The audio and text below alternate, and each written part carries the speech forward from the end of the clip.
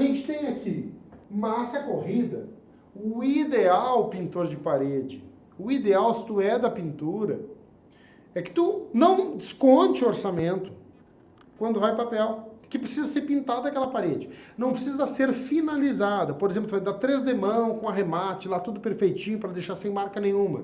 Não precisa disso, mas 1, 2 demãos de tinta tu precisa dar. Porque o papel de parede direto em cima da massa corrida, ele pode soltar, pode descolar, não dura tanto. Além disso, quando tu aplica, por exemplo, o papel de parede em cima da massa corrida, acontece o seguinte: a cola é absorvida com muito mais velocidade pela massa.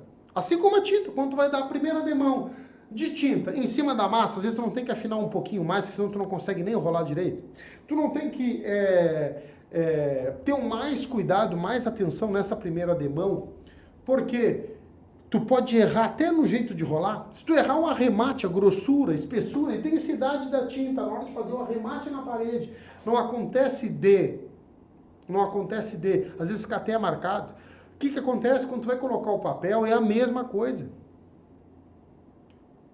Só que, além de ter que aplicar muito mais cola no papel para conseguir pôr na parede, tu tem o risco desta massa, baseado no que tu tem embaixo da massa, se é reboco, se é tinta velha, se é recuperação, se é problema de umidade. Tu tem um problema sério de fazer com que esse papel solte muito mais fácil. E eu, como instalador, ou qualquer outro instalador, não quer estar botando a culpa no outro. E é o que acontece, tá? O que normalmente acontece? Eu vou lá, faço o trabalho de instalação, vamos imaginar, e aí a gente tem o papel de parede descolou. E eu vou lá recuperar. O cliente me liga e diz: mas a parede não estava pintada? Mas eu não tenho culpa disso, a parede estava na massa corrida. Pois é, só que quando tu começou a fazer o trabalho de instalação, tu certificou que a parede só estava com massa corrida. E aí tu ouviu a cliente ainda falar: mas o pintor disse que não precisava. Mas é tu que é o instalador a partir de agora. Instaladora, pintor, eu já te considero instalador, vem pro lado de cá. Tu não vai te arrepender, vem pro lado de cá.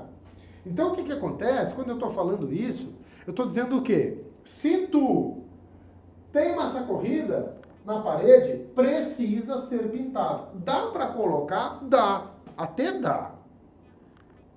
Até dá para colocar. Mas o ideal é que esteja pintada. Pode ser uma demão bem dada, bem caprichada.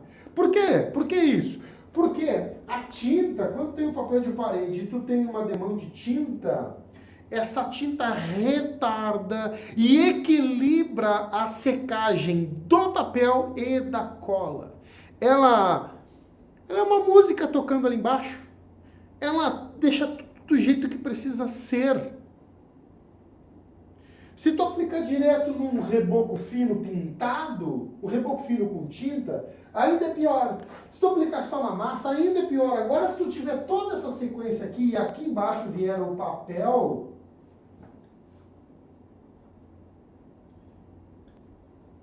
aí fica redondo. Essa é a sequência certa. Agora, além disso, tu precisa cuidar o seguinte: essa tinta pode ser fosca, ela pode ser acetinada.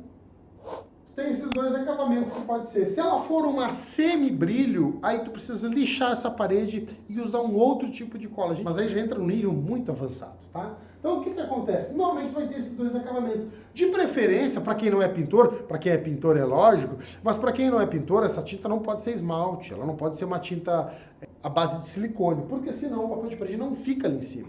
Por que, Jonathan, que não fica? Porque a cola do papel, ao contrário do que todo mundo pensa, a gente pode fazer uma live só sobre cola.